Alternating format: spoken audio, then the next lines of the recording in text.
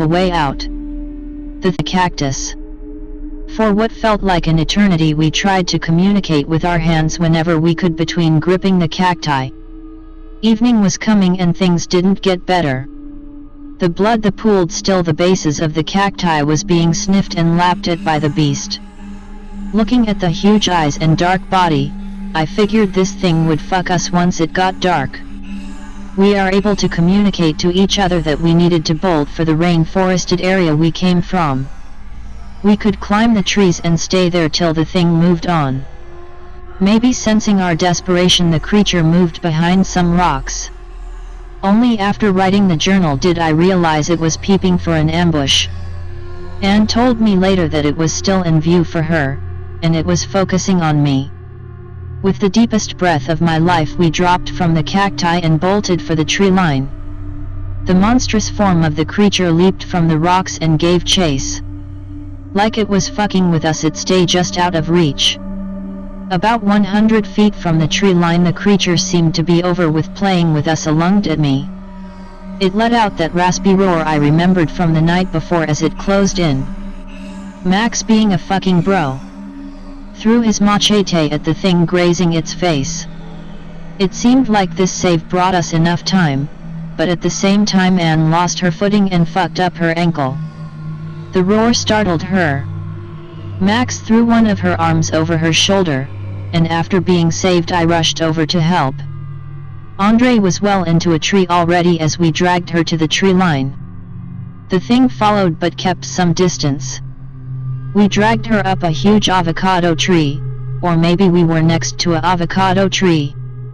It seemed like the thing could not climb and again just passed around the trees for a bit. Our footing was perfect in the trees and it seemed like it figured that out quickly. Defeated, it left into the night. Behind those deep eyes was a thinking creature. Later in life I learned a lot about vertebrate evolution in college. One group of creatures drew my attention like no other. Synapsids or stem mammals are the group of reptiles that would eventually lead to modern mammals. Before the dinosaurs they ruled the land. Out of them came the therapsids, which further brought them to a mammal-like state. My teacher owned a cast of a creature belonging to the order and I was shocked with how similar it looked to the creature I saw in the past. I am quite certain looking back that this animal is a member of one such creature from the order Gorgonopsid. The resemblance to pig related is unnerving to me. It took us a moment to talk. We didn't say a word about what happened and just talked about getting the fuck out of there. With some rope we tied Anne up to the tree and applied the first ad. It was clear Anne was gonna need some help to move anywhere. We tried our best to rest in the trees, but the sound of pitter-pandering feet kept us on edge.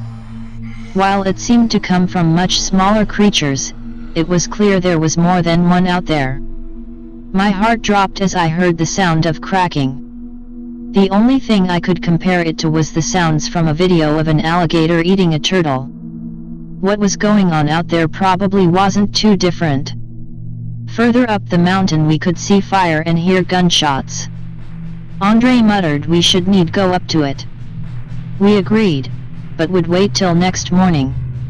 Going down there with no visibility wasn't an option. Morning came, and while we weren't well rested, we were ready to move out. We decided that we would leave Anne in the canopy and come back with help. Max grabbed her hand and promised her he'd be back for her. It was in German, but I like to imagine he said something along those lines. The peak ended up being on a whole different mountain.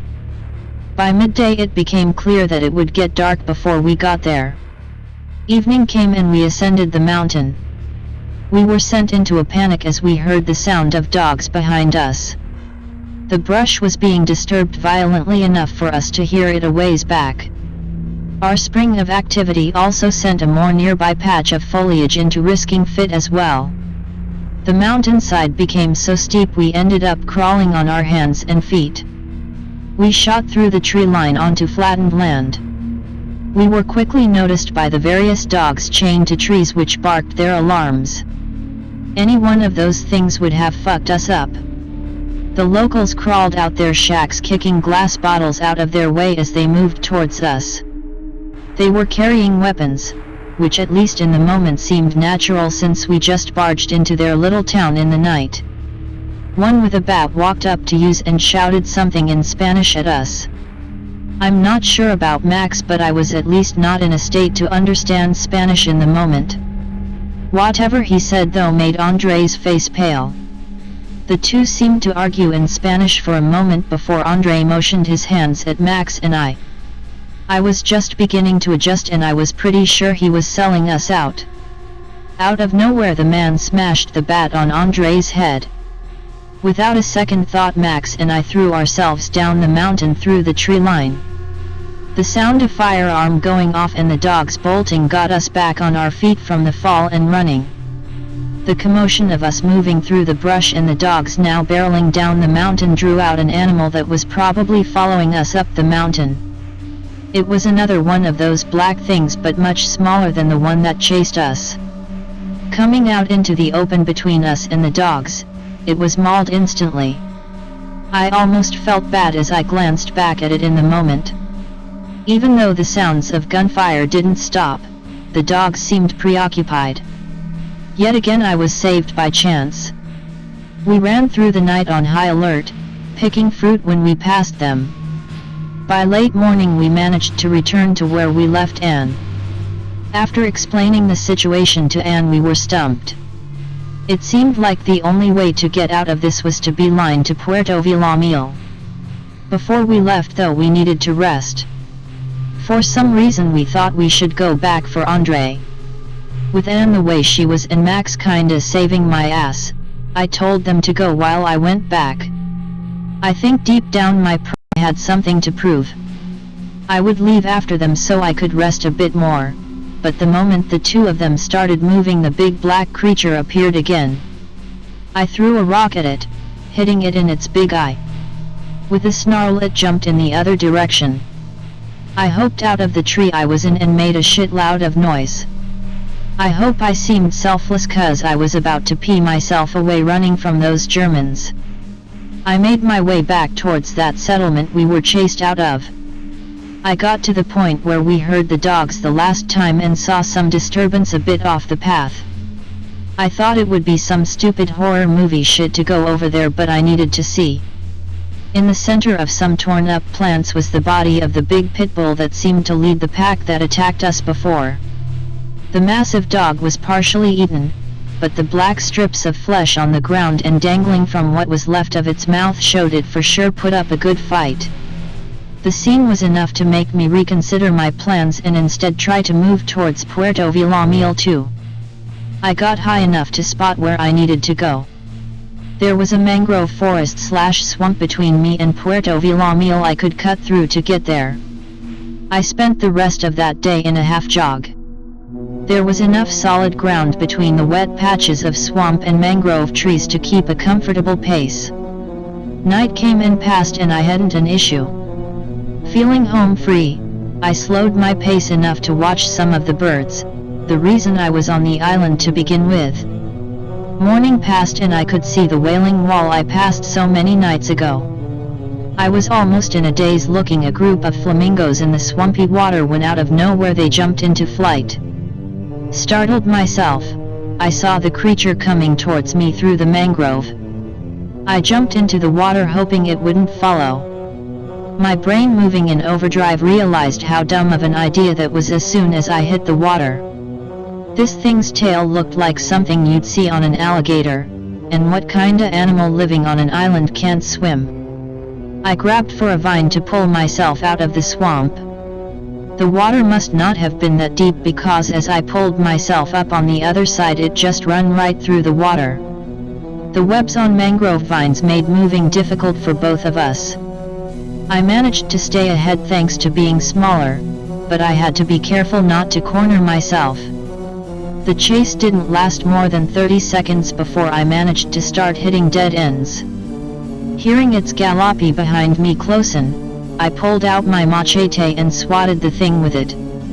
My dull machete connected with its snout but didn't manage to cut at all. It did jump back a bit.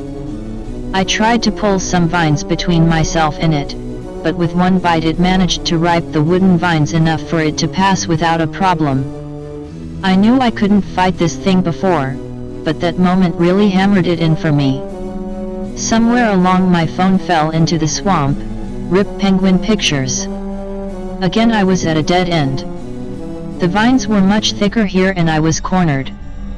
Things were moving in slow motion as it came closer to me. The whole life flashing before my eyes thing had never happened before or since then. I threw my machete at its head and turned away from me for a moment.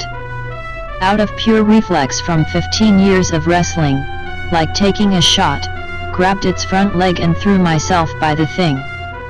I guess it didn't expect that and it fell through some of the vines. That misstep with its huge head having trouble maneuvering around the dead end, it seemed unable to move for the moment. Without looking back I ran as fast as I could to the wailing wall and onto the established path, shitting my pants literally in the process.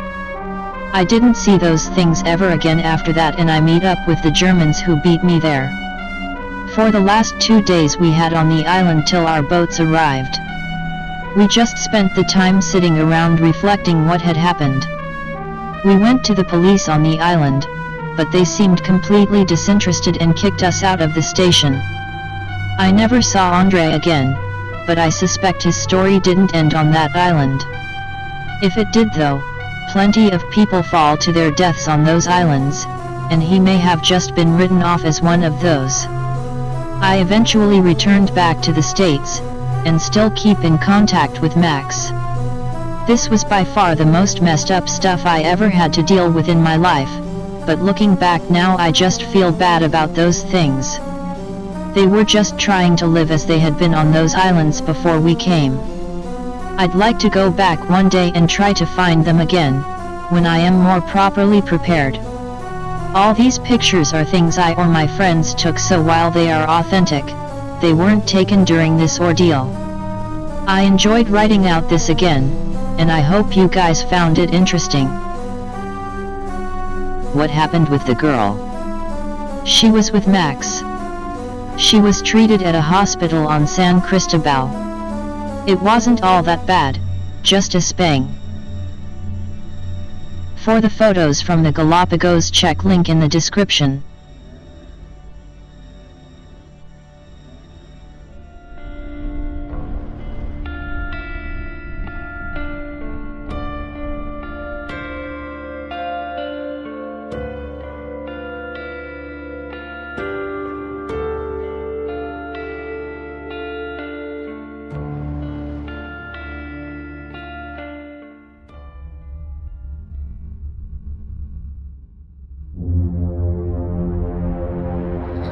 Alright, /x/ I've got a weird story to tell you guys.